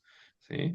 Entonces, no hay problema, y es más, podrías incluso sobreproducir o tener esta lógica de producción continua, pero siempre y cuando esa sobreproducción no genere un efecto negativo sobre la vida de las personas para las que esos productos o para que los productores mismos esté teniendo lugar. Y ese es el asunto. Eh, Tenemos más salud y medicamentos a costa de qué? De tener que pagar más impuestos, trabajar más, tener viene la dimensión. No está mal que hayan más medicamentos, pero ¿a costa de qué? A costa de que ya se desarticulen otro tipo de relaciones con la salud, como las no farmacológicas, ¿no? Hacer ejercicio, hacer actividad física, porque ya no hay tiempo para eso. Y entonces, como ya no hay tiempo para eso, pues mejor tratemos nuestros problemas con fármacos, ¿no? En las instituciones, lo ves mucho, ¿no? Las personas que trabajan y llegan a sus 40 o 50 años normalmente, y no es casualidad, están tomando ya un psicofármaco fuerte para la ansiedad y para el estrés, y volvemos individual un problema que de inicio era lo que hay que reestructurar es el sistema de organización del trabajo para no fundir a las personas, ¿no? En este sentido metafórico de burnout, ¿no? De lo que se trata es, por el contrario, de encontrar una forma de organización que no produzca en primer lugar el problema, no de volverlo individual y farmacológico. Que qué bueno que haya nuevos fármacos para eso, no lo dudo, porque eso va a incrementar nuestra capacidad para rendir, para producir lo que quieras, pero no debe ser que esos fármacos sean la forma de mantenernos a costa de nuestro bienestar. O sea, deberían ser para casos extremos, como el trabajos como los que trabajan en el tráfico aéreo, ¿no? O personas Sí, que por claro, la naturaleza de su trabajo implica eso, ¿no? claro. Y aún así puede haber mejor organización social de ese trabajo para que nadie se acabe en eso, pues, ¿no? Es que se producen unas paradojas que son como muy evidentes, pero muy tristes desde mi perspectiva, si me lo preguntan. Por ejemplo, solemos decir que trabajamos para comer o para tener que comer, pero en algunos casos, si no es que en la mayoría de los casos, la gente tiene jornadas tan largas, trayectos de traslado tan largos y tan cansados, que para lo último que tienen tiempo es para comer. Y comes de un topper frío, en el transporte público te lo vas comiendo, o en tu ratito, en tus 20 minutos que te dan para comer en el trabajo, que ya ni lo metes al microondas, porque en lo que esperas que se caliente en el microondas, ya se te acabó tu hora de comida. E insisto, es paradójico que digas, trabajo para comer y que no puedas literalmente comer dignamente. Y con dignamente no me refiero a la calidad de los alimentos, que un poco sí, pero a ver, sentarte, Sí. preparar tu alimento como se debe y consumirlo como se debe y no estar comiendo. Suena que el mindfulness haya surgido en este mundo, Sí, sí haya sido revisitado. sí, claro. Y lo mismo, insisto, no solamente en espacios laborales, sino incluso en espacios educativos. Es paradójico. Y coloquialmente los papás suelen decirle a sus hijos que vayan a la escuela para que tengan una calidad de vida mejor. Ujú. Pero ¿qué calidad de vida te ofrece el ser estudiante, por lo menos de licenciatura, que es con los que yo tengo contacto? Cuando otra vez se supone que tienes que prestar atención en clase, pero la sobrecarga de trabajo te hace que estés todo dormido. E insisto, no es queja con los alumnos, sino el que se supone que estás ahí para tener una buena calidad de vida, pero lo que te va a dar una calidad de vida te está matando la calidad de vida. Porque igual, y por eso, y fíjate cómo las propias instituciones nos dicen, no se debe de comer en las aulas. Pues entonces, ¿dónde? Pues a qué horas. Insisto, cada caso y cada caso es distinto, pero por ejemplo, a mí me toca dar una clase que oficialmente en el horario de la institución es de 3 de la tarde a 9 de la noche. Si no comen en el salón, ¿dónde van a comer si es una jornada de 6 horas? Y Muy otra difícil vez, saber, ¿no? si tienen que entrar a las 7 de la mañana y su traslado implica que se tienen que despertar a las 4:30 de la mañana, ¿cómo no quieres que estén dormidos en clase? Entonces, insisto, es curioso que ocurran esas paradojas y por eso insisto en que sí me gustaría que habláramos o desarrolláramos lo que es fingir y lo que es simular. Y por eso Ujú. casi todo lo que hacemos se vuelve una simulación. Sí, es una simulación. Sí, sí, esa idea se las dije porque, si te acuerdas, estábamos viendo esta película de Jim Carrey muy buena, ¿no? ¿Cómo se llama? Se me olvidó el El nombre. show Tú de eres más Truman. bueno, el show de Truman, es correcto. Y me puse ya sabes lo que te digo de las referencias, le puse en Wikipedia el show de Truman y encontré que había un concepto que se llama hiperrealidad, ¿no? Que es justo la producción activa social de la realidad simulada, justo lo que muestra la película. Y busqué quiénes eran los teóricos de la hiperrealidad y no me conoces, Baudelaire, ¿no? El Baudrillard, alguno de esos filósofos modernos, pero que de vez en cuando dicen algo que está interesante, ¿no? Es mi conocimiento, ¿eh? Son gente muy culta, pero que me cuesta mucho entender cuál es el punto, o que tienen muchos recovecos para ir a él. Pero otra vez, como lectura de encontrar puntos, encontré esa idea, lo estaba leyendo, ni siquiera me acuerdo cuál de ellos es. Después lo pongo ahí en algún comentario o algo así. Pero el señor decía eh, que la diferencia entre fingir y simular es que fingir es, es hacer un uso imaginario, es hacer un acto imaginario, ¿no? Cuando finges que estás enfermo, actúas como si tuvieras los síntomas. Ay, me duele, y te tiras en la cama y haces el drama. Pero simular, a diferencia de fingir, es producir los síntomas. No es un acto imaginativo, no estás convenciendo a alguien de que algo es real cuando no está. Aquí estás produciendo algo para que la otra persona piense que es de la realidad algo que es producido. Y entonces es una simulación. Si estoy simulando una enfermedad, me voy a inyectar algo que produzca ampollas o que produzca pus o que genere la idea de que sí me está pasando esto, ¿no? Y justo está discutiendo el problema de la ideología y cómo la diferencia entre las instituciones modernas y posmodernas es que en las modernas la ideología ocurre como ficción. Estoy diciéndote, tú eres importante y el tío Sam te va a convencer de ser nacionalista, ¿no?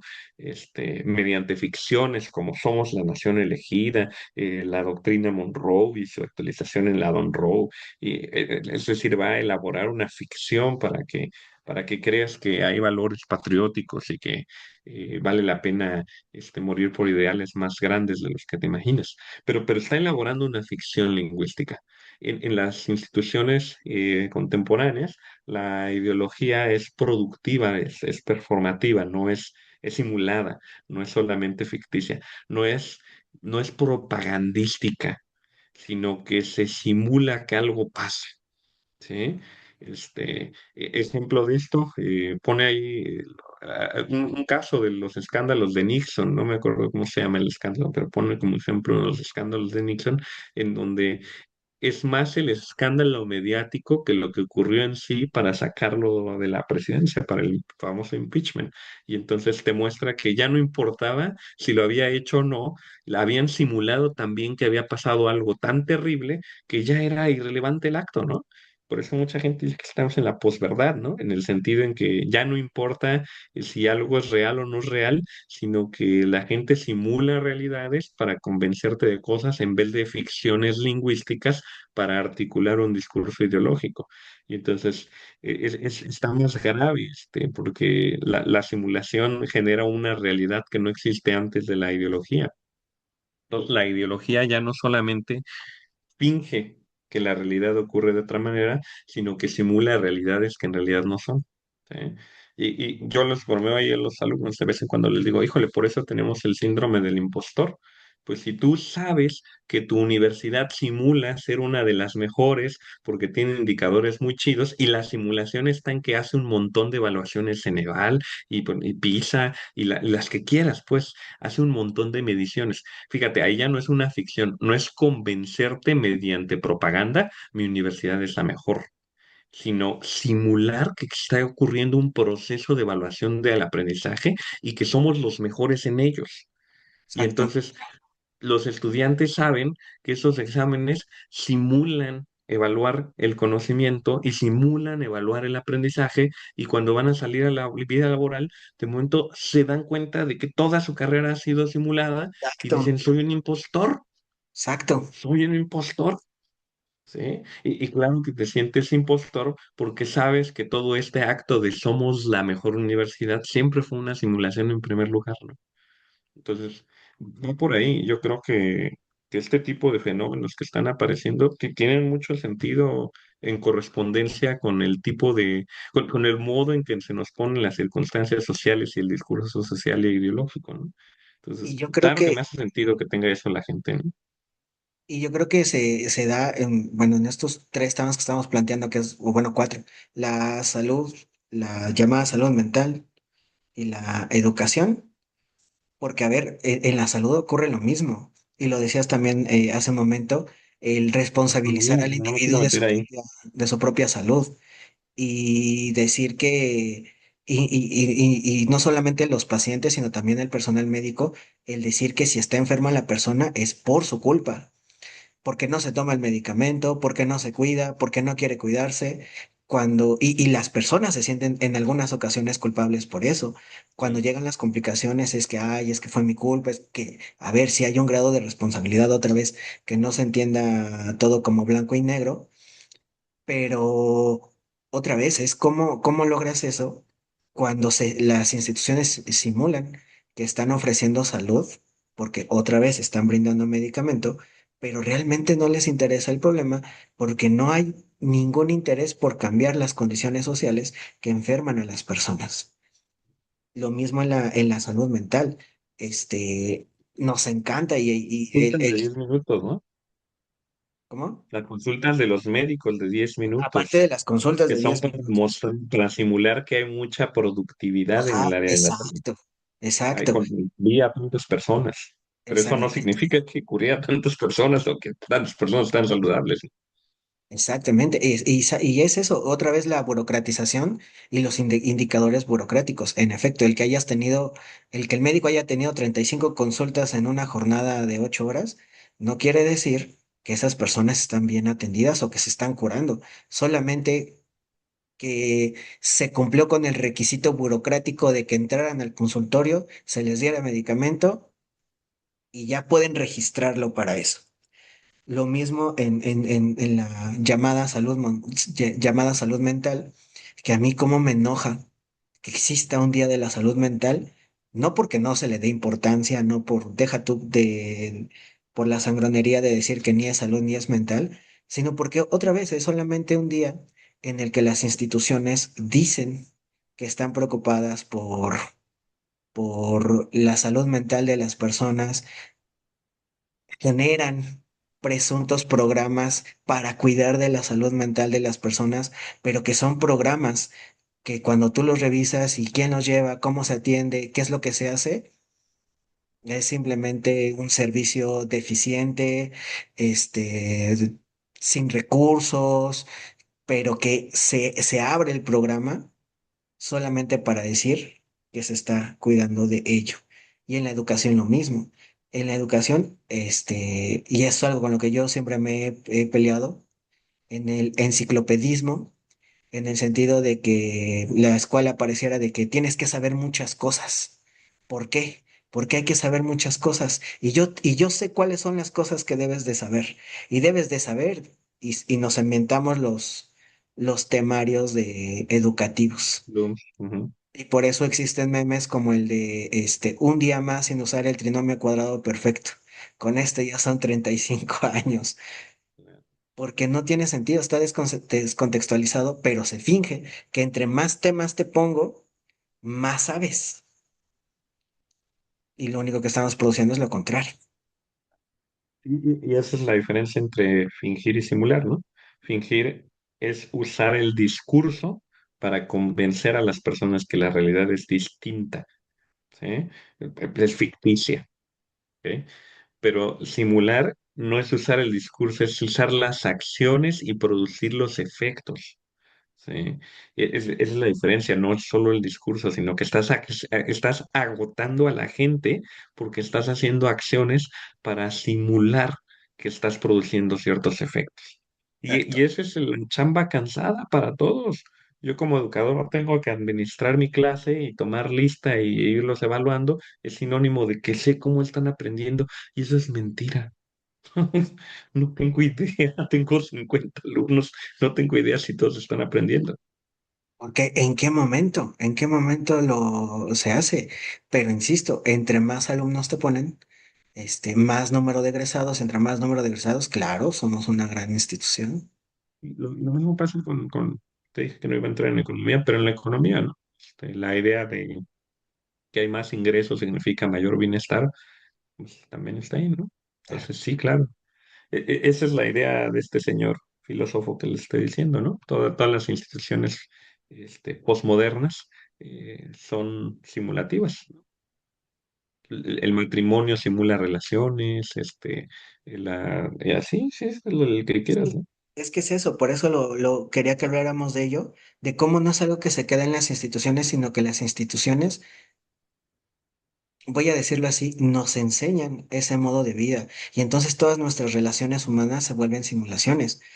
Y me gustó cómo mencionas de que igual la gente llega al consultorio por problemas de pareja, pero muchos de los problemas de pareja es porque simulan que son esposos y a lo Una mejor relación tienen un... convivencial, cuando hay una relación instrumental o meramente de otro tipo, ¿no? Y que tiene que ver con directrices nuevamente, ¿no? Como, pues hay necesidad social de tener a alguien que te respalde y te apoye económicamente y te unes, ¿no?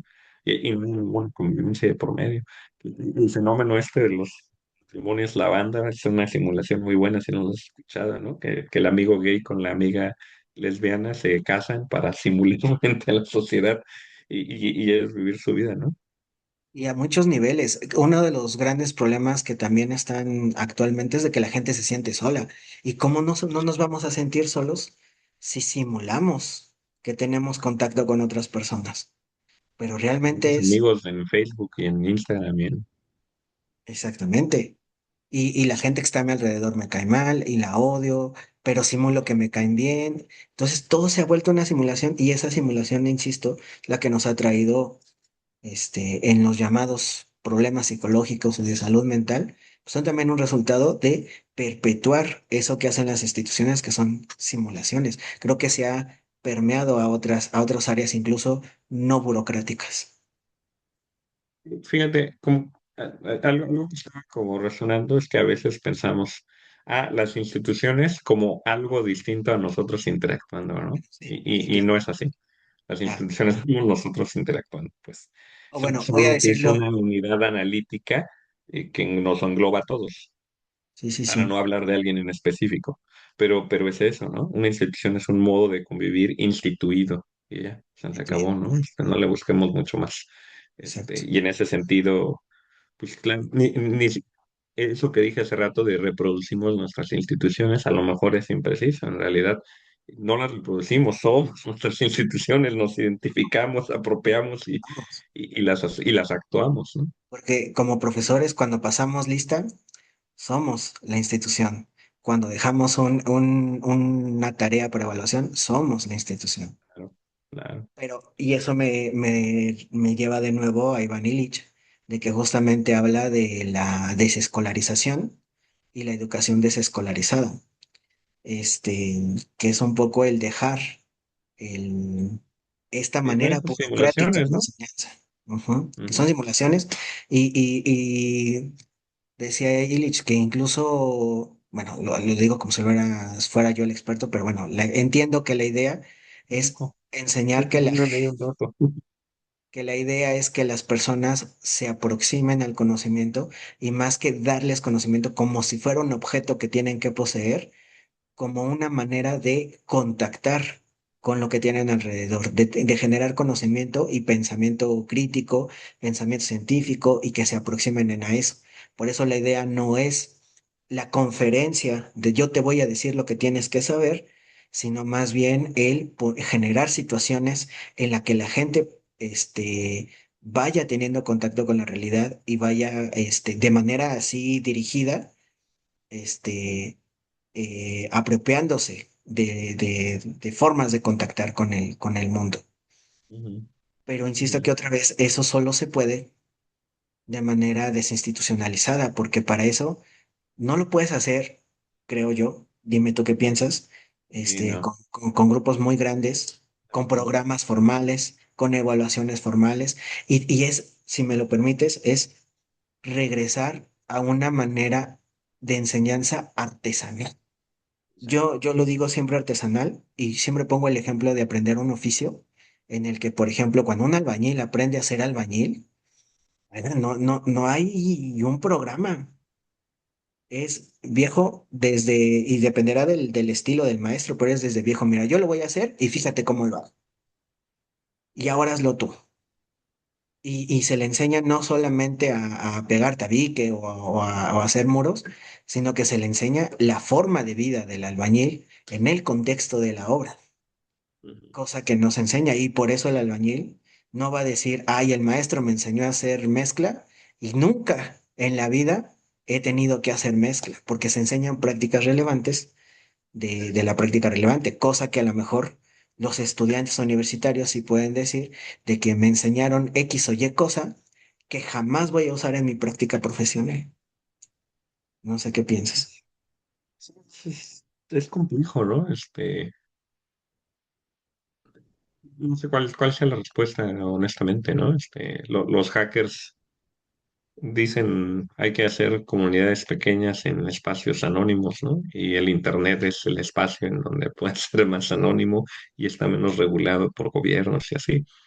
La gente que hace economía solidaria hace pequeños microexperimentos en grupos sociales aislados, ¿no? En la Sierra de Veracruz este, o en la de Chiapas o en algún lado perdido de Oaxaca, ¿no? Y claro que las comunidades de caracoles y cosas de ese estilo, ¿no? Sí, sí, sí hay como cierta cierto movimiento al respecto. Perdón, es que me quedé pensando en la categoría de Karl Polanyi del doble movimiento, que conforme se dislocan por la aceptación de la lógica de mercado las relaciones entre individuos, porque la lógica de las relaciones entre individuos se vuelve el profit, entonces surge en contraposición eh, estrategias que se contrapongan a las relaciones de profit, ¿no? Salen los gremios que se juntan las personas y salen otro tipo de instituciones como un movimiento contrapuesto a la desarticulación de las relaciones sociales. Entonces, eso también debe ser cierto, ¿no? Este Illich y toda esa gente, pues es justamente desde un punto de vista de Polanyi, un doble movimiento, ¿no? Si el mundo está tan desarticulado, burocratizado e individualizado, por la lógica de mercado y demás, y otras razones, para no entrar mucho ahí, pues lo que va a ocurrir naturalmente es que la sociedad va a buscar contramovimientos frente a eso, ¿no? Es lo que en algunos movimientos clásicos llaman la dialéctica de la lucha de clases o cosas de ese estilo, pues, pero lo pone más elegante Polanyi, ¿no? Como es que es imposible convivir desde una lógica de la desarticulación y entonces la gente va a empezar a generar lógicas de la articulación. No sé si estoy en lo correcto o en lo correcto, pero yo creo que los psicólogos tenemos que estar pensando constantemente en estas lógicas de la articulación de las relaciones sociales. Si en algo tenemos relevancia para lo social, es que tenemos que estar constantemente pensando en cómo hilar las relaciones sociales que están desarticuladas por la lógica de mercado y por las formas institucionales de existir. Y nada, ¿no? Bromeo a veces, para ponerlo muy sencillo y fácil, menos prosa y más amigos, ¿no? Lo que quiero decir es más instituciones convivenciales y menos enclaustramiento del individuo en las dependencias institucionales, ¿no? ¿No? Este, A lo mejor no son amigos, pero son instituciones convivenciales, ¿no? Claro, Son, yo insisto en son- que hacen falta mucho más, lo que necesitamos las personas son más actividades que no, que sean aproductivas y que sean al margen de alguna institución. O sea, lo decía la vez pasada con Winter, de que lo que necesitamos es volver a ser señores, que se juntan en las tardes a jugar dominó. Ay, Tenemos que vamos. volver a tener niños que se juntan otra vez a jugar fútbol con un frutzi, que creo que ya los niños ni siquiera toman frutzi. Yo no sé qué está pasando. Y tener, y lo comentaba otra vez con otra alumna, el de que sí se requieren las fiestas de 15 años en la calle, porque son momentos de convivencia entre las personas, entre los vecinos. Sí se requieren las tradiciones y tal vez nuevas tradiciones que nos permitan justamente tener esos contactos y que hagan que estemos bien. Y creo que es otra vez nos va a disminuir los niveles de estrés, nos va a obligar a movernos y dejar de ser sedentarios y obviamente que vamos a generar redes de apoyo que nos van a estar ayudando en muchos aspectos. El otro día estaba leyendo un texto de psicología, no, ¿cómo se llama? Terapia familiar sistémica. Y me llamó mucho la atención que ponían cuáles eran las funciones de la familia. Y decían evitar el riesgo psicosocial al niño. Y de momento me quedé pensando qué significa evitarle el riesgo psicosocial al niño, ¿no? Y me quedé pensando en eso un rato, ¿no? Y de momento dije, claro, lo que está diciendo es que la familia es un conjunto de personas que conviven y que rompen con la lógica de la desarticulación de las relaciones sociales o el establecimiento de relaciones sociales solo a partir de la ganancia y la desigualdad social que producen nuestras instituciones. Entonces, le estoy protegiendo del mercado al niño. Esa fue mi respuesta.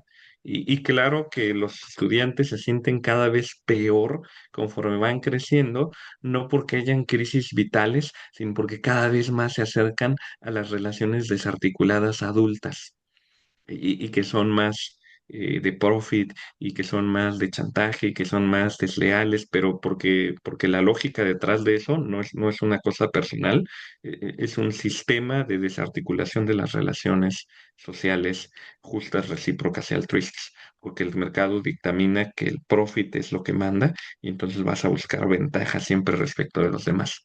Entonces, cuando lo pensé, dije, de lo que están protegiendo a los niños es el sistema de mercado. La familia es un sistema antimercado. Le regalo cosas al niño, lo trato desde el cariño, lo hago sentir que es lo más importante y no un ensamblado más de la máquina de producción. Y entonces dije, en realidad no estamos protegiendo del mercado, lo dicen muy velado, pero eso es de lo que estamos protegiendo al niño, ¿no? Estamos protegiendo de participar en las instituciones de explotación en las que todos participamos. Y por eso se siente feo ser adulto, ¿no? Cuando dicen todos, es que qué feo vida adulta, mi cabeza dice, qué feo ser explotado como adulto, ¿no? El problema es el sistema de explotación, no es ser adulto. Ser adulto está chido. Lo feo es ser explotado por ser adulto. Y la manera de ser, bueno, sí ser explotado, pero la manera en los que nos incorporamos en la vida adulta, como dices, en prácticas adultas en las que no puedes confiar en los otros adultos y de hecho más bien te cuidas de los otros adultos.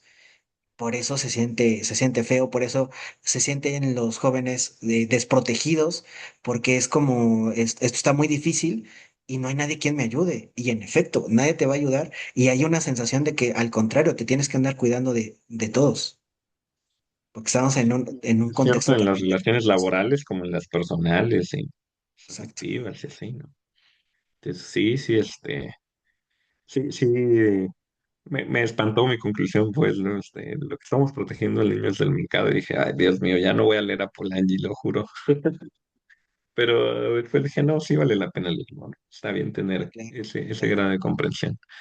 Por eso siempre la familia es el sistema socializador y la fregada. Está- exacto. No existe otro espacio, podrían ser tus amigos, podría ser otra cosa. Por eso llegamos a la misma conclusión, hay que tener más amigos, ¿no? Hay que tener más amistad, hay que promover prácticas más generosas y que rompen con la lógica de mercado. Entre Exacto. las ocurrencias que tengo, y es comprar un montón de esos refreshers de pino, llevarlos al campo y si un día choco, en vez de pelearme con las otras personas, decirle, oye, parece que los dos estamos teniendo un mal día, te regalo un pinol para tu carro, ¿no? Lamento chocarte, pero tengamos un buen día, no nos metemos con esto, ¿no? Claro. Promover incluso en la discordia y en el accidente la convivencia, el altruismo y la generosidad, ¿no? Yo creo que es la única manera de estar felices. ¿Sí? Promover el altruismo, promover la generosidad, porque rompe con la lógica de mercado. Lo digo teóricamente, ¿eh? Las sociedades de los dones que describe Marshall Salins justamente son eso, ¿no? Son sociedades que se regalaban cosas con independencia del costo y además no tenía que ser directo a la persona que te había regalado en primer lugar. Podías regalar a quien quieras, ¿no? Entonces las sociedades de los dones muestran eso. Las sociedades tribales de intercambio temprano también se muestran como que para empezar a intercambiar, primero tienes que regalar algo y que no sea profit. Y también pasa entre los empresarios, se hacen favores, son cuñados o alguna cosa y luego hacen negocios. Entonces, claro que aunque estamos en una lógica de mercado, lo que regula las relaciones excelentes es precisamente relaciones altruistas, relaciones no marcadas por el mercado, regalos, generosidad, y eso necesitamos, ¿no? Yo creo que todos estaríamos más contentos con eso, ¿no? Si un día me chocan y me regalan algo para que por lo menos no la pase tan mal, diré, bueno, pues odio que me haya chocado, pero por lo menos el tipo fue muy simpático y me regaló algo. Exacto. Exacto. Llego a la misma conclusión, Vic, y como siempre me gustaría seguir hablando, pero uno, ya llevamos cierto tiempo, y dos, sé que también hablando de explotación, pues vienes de una jornada un poco cansada, entonces no te extiendo la fatiga, pero te agradezco mucho.